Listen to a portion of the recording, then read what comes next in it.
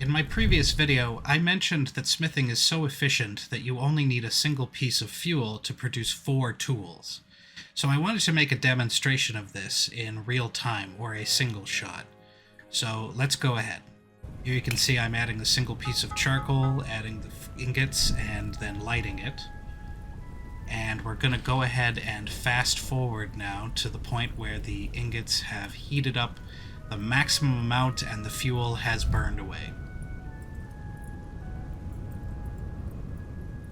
Alright, now that they're at the maximum temperature, I'm going to begin smithing. You can see I forgot to equip my tongs. You didn't used to need them, so it's still a bad habit of mine to pick things up with my bare hands in the game.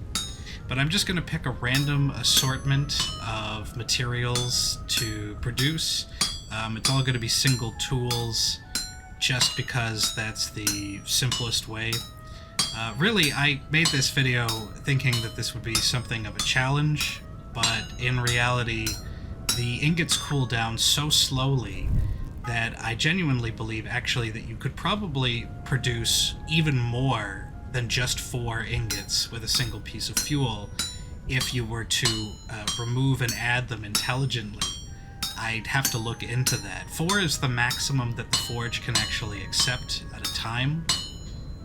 So perhaps taking one off and then adding another, it may be enough.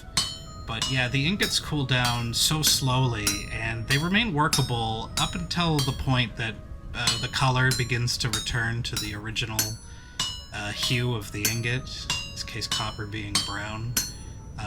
By the time that I finish the last tool, each of them is still red hot, pretty much the same temperature it was when I put on there. So a lot of people I see, especially when I'm playing multiplayer servers and stuff like that with friends, is they tend to continue pouring their tools because in their minds it's easier than dealing with this mini game that is the smithing. But charcoal, while it's a renewable resource, is a big pain to produce. It takes like 2 in-game days. You have to build a whole little pit and a structure and everything like that, and you can kind of screw it up too. And it costs durability on an axe. You know, you could be making stone axes and saving metal that way, but it's a big time sink. So really, you want to be saving your fuel as much as possible, especially towards the later game when you find that charcoal, other than like coke or anthracite, which I've never been able to find in game actually, is quite rare.